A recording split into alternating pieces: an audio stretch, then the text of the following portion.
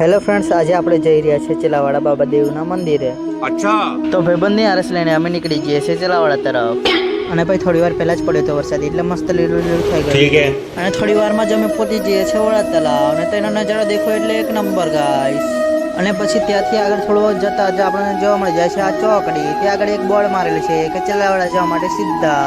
પછી થોડી જ આગળ જતા આપણને જોવા મળી જાય છે આ સુંદર નજારો.